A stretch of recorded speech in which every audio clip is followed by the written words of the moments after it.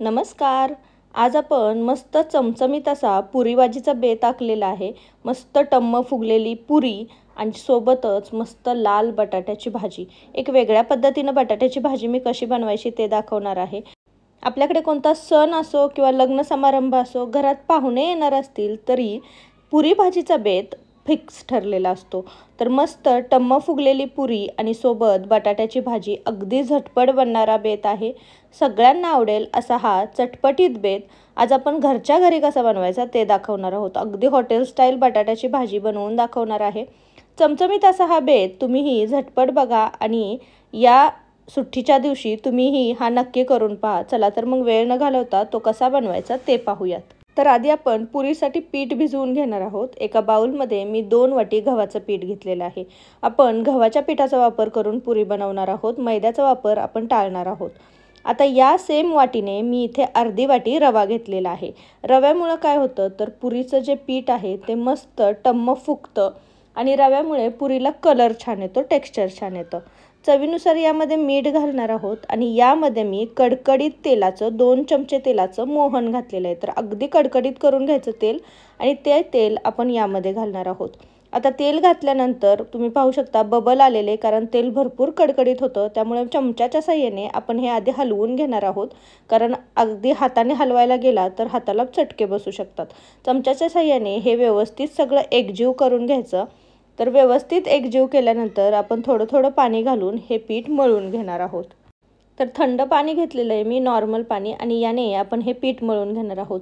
अगदी घट्टसर गोळा मळून घ्यायचा आहे. चपातीसाठी जसं आपण सैलसर गोळा मळतो तसा न मळता थोडासा घट्टसर असं हे पुरीचं पीठ भिजवून घ्यायचं आहे. इथे आपण गव्हाच्या पिठाचा वापर केलेला आहे. मैद्यामुळे काही जणांना त्रास होतो, त्यामुळे पौष्टिक अशा गव्हाच्याच आपण पुऱ्या बनवणार आहोत आणि ह्या कमी तेलकटही होतात.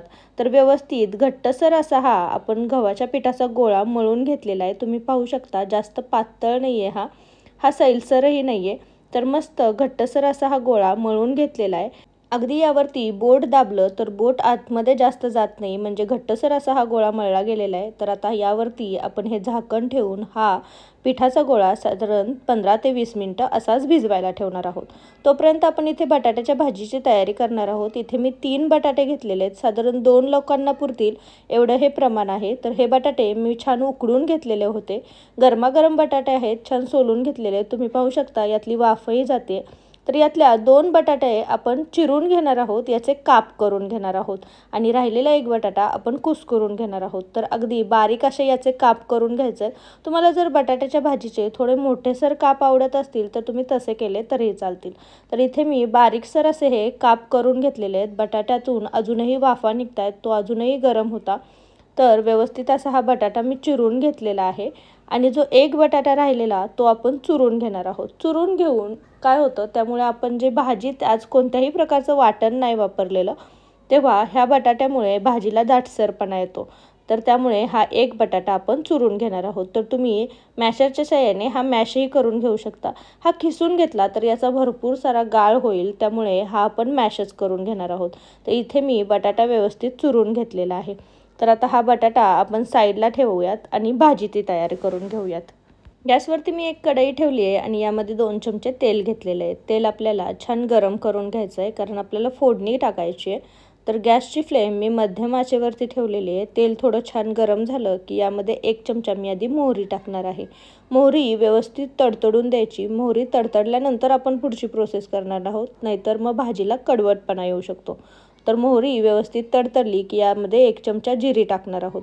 जिरी ही तडतडली की यामध्ये आपण खडे गरम मसाले घालणार आहोत. तर 2 तमालपत्र, थोडीशी लवंग, मिरी आणि दालचिनीचा वापर इथे मी केलेला आहे. तुम्हाला जितकं तिखट कमी जास्त आवडतं त्यानुसार तुम्ही खडे गरम मसाले घालू शकता. सोबतच यामध्ये मी कढीपत्त्याची पानं घालते आहे. आता कढीपत्ता टाकल्यानंतर थोडं साईडला सडायचं, कारण कढीपत्ता तडतडतो आणि यामुळे तेल उडतं. आता ही फोडणी आपण व्यवस्थित तेलामध्ये परतून घेतली की यामध्ये मी 2 मध्यम आकाराचे कांदे बारीक चिरून घेतलेले होते ते घालणार आहे. कांदा आपल्याला छान गुलाबीसर रंगावरती परतून घ्यायचा आहे.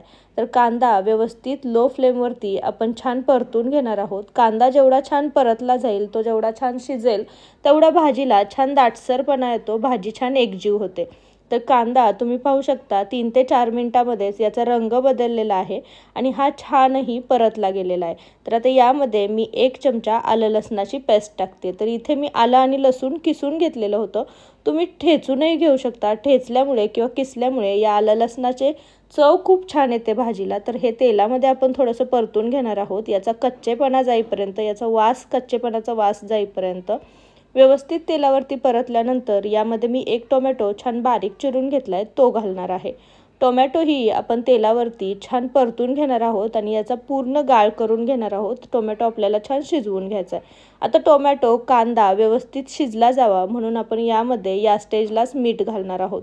तर चवीनुसार या भाजीला मी मीठ घातलेलं आहे आणि कांदा आणि टोमॅटो छान परतून घेतलेला आहे. तर 3 ते 4 मिनिटांमध्येच आपला टोमॅटो छान मऊसूद होतो. मिठामुळे टोमॅटो आणि कांदा जो आहे तो पटकन शिजायला मदत होते. तर छान टोमॅटो 2 ते 3 मिनिटं परतल्यानंतर मऊसूद झाला की यामध्ये मी 2 चमचे सुक्या खोबऱ्याचा किस घालणार आहे. आज इथे आपण भाजीमध्ये कोणत्याही प्रकारचं वाटण घालत नाही आहोत, त्यामुळे सुका खोबऱ्याचा असा किस घातल्यामुळेही आपल्या भाजीला छान दाटसरपणा आणि भाजी एकजीव होण्यासाठी मदत होणार आहे. त्यामुळे आपण सुकं खोबरंही छान तेलावरती 2 ते 3 मिनिटं परतून घेणार आहोत. आता सगळे मसाले व्यवस्थित परतले गेले की यामध्ये आपण जे पावडर मसाले आहेत ते घालणार आहोत. 1 चमचा मी इथे काश्मीरी लाल मिर्च पावडर घातलेली आहे. 1 चमचा मी धनेपूड घालणार आहे. 1 चमचा इथे मी जिरे पूड घालणार आहे. अर्धा चमचा आपल्याला गरम मसाला घालायचा आहे, कारण आपण खडा गरम मसालाही घातलेला होता, त्यामुळे भाजीला तिखटपणा येऊ शकतो. 2 चमचे इथे आपण कांदा लसूण मसाला घातलेला आहे. तुम्ही घरातला कुठलाही साठवणीचा मसाला वापरला तरीही चालेल. आता हे मसाले घातल्यानंतर व्यवस्थित मसाले ह्या तेलावरती परतून घेणार आहोत. कांदा आणि टोमॅटोसोबत हे व्यवस्थित एकजीव करून घ्यायचे आणि मसाले 1-2 मिनिटं तेलावरती व्यवस्थित परतून घ्यायचे. आता मसाले करपू शकतात, त्यामुळे आपण यामध्ये या स्टेजला थोडंसं कोमट पाणी घालणार आहोत. लक्षात ठेवा, कोमट पाणी घालायचं. कोमट पाणी घातल्यामुळे भाजी आपली पटकन व्हायला मदत होते. तर इथे आपण मसाले करपू नयेत म्हणून थोडंसं कोमट पाणी यामध्ये घातलं आणि मसाले छान 2 ते 3 मिनिटं परतले. आता यामध्ये मी थोडीशी गोडी साखर घालते. साखर घातल्यामुळे काय होतं, आपल्या भाजीला चव खूप छान येते. तर साखर घालून ही पुन्हा एकदा आपण मसाल्यांसोबत व्यवस्थित परतून घेणार आहोत. आपले मसाल्याला छान थोडं तेल सुटलेलं आहे. आता यामध्ये आपण हे बटाटे घालणार आहोत. तर चिरून घेतलेला आणि कुस्करून घेतलेला बटाटा दोन्हीही मी या स्टेजला घालते. बटाटे व्यवस्थित आपण मसाल्यासोबत एकजीव करून घेणार आहोत, व्यवस्थित मिक्स करून घेणार आहोत. तर बटाटा व्यवस्थित मिक्स करून घ्यायचा. तुम्ही पाहू शकता बटाटा जास्त शिजवायचा नाही. बटाटा जास्त शिजवला तर मग यामध्ये गाळ होऊ शकतो. इथे मी कुकरच्या फक्त 3च शिट्या करून घेतलेला होता. गॅसची फ्लेम मीडियम होती. आता यामध्ये या स्टेजला आपण कोमट पाणी घालणार आहोत. कोमट पाणी घालायचं, त्यामुळे भाजी आपली पटकन बनते. तर आता बटाट्याच्या भाजीमध्ये मी आधी थोडंसं पाणी घातलेलं आहे आणि ही एकदा मिक्स करून घेतलेली आहे. तुम्हाला किती दाटसर, किती पातळ भाजी बनवायची त्यानुसार पाणी घालायचं. इथे साधारण मी 1.5 ग्लास पाणी घातलेलं आहे, कारण हा बटाटा आपण पुन्हा 7 ते 8 मिनिटं उकळून घेणार आहोत. त्यामुळे हा पुन्हा दाटसर होतो आणि इथे बटाटा आपण कुस्करून घेतलेला आहे, त्यामुळे या भाजीला दाटसरपणा जास्त येतो. त्यामुळे तुम्हाला जर भाजी पातळ बनवायची असेल तर तुम्ही थोडंसं जास्त पाणी घातलं तरीही चालेल. भाजीला थोडीशी उकळी यायला लागली की आपण झाकण ठेवणार आहोत आणि 5 ते 7 मिनिटं भाजी छान उकळून घेणार आहोत. तर 5 ते 7 मिनिटांनी आपण भाजीचं झाकण काढून ही व्यवस्थित हलवून घेणार आहोत. तुम्ही पाहू शकता भाजी मस्त दाटसर अशी झालेली आहे, एकजीव झालेली आहे. कोणत्याही वाटणाचा वापर न करता ही भाजी आपण मस्त बनवलेली आहे. अगदी चमचमीत बनते, खूप छान चव येते. तर भाजी आपली मस्त तयार झालेली आहे. गॅसची फ्लेम आपण बंद करणार आहोत आणि आता भाजी आपण साईडला ठेवणार आहोत.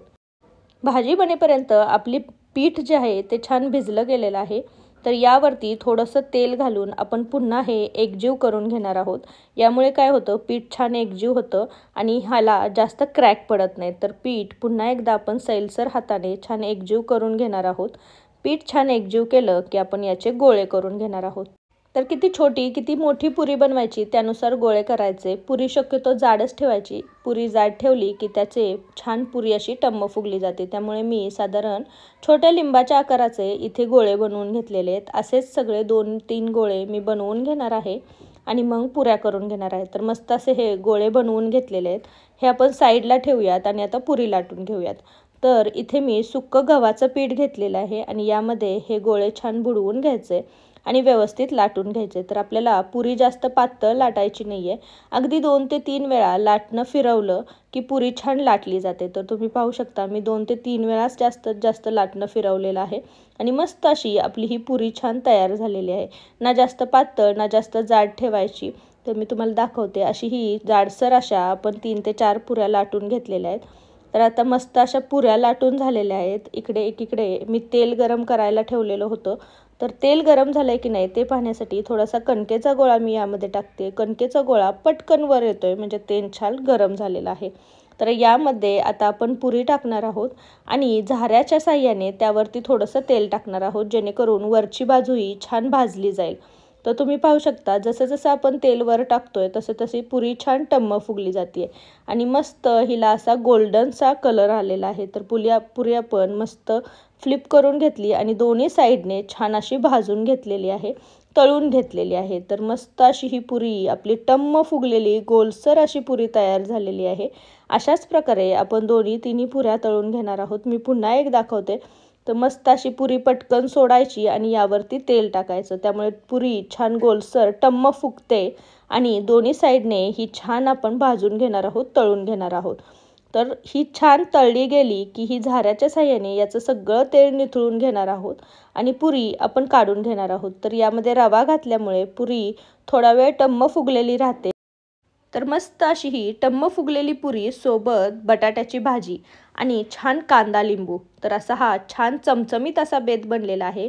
कोणताही समारंभ असो किंवा घरात कोण पाहुणे येणार असतील, संडे स्पेशल काहीतरी बनवायचं असेल किंवा झटपट असं काहीतरी चमचमीत खायची इच्छा झाली तर तुम्हीही अशी मस्त पुरी भाजी बनवू शकता।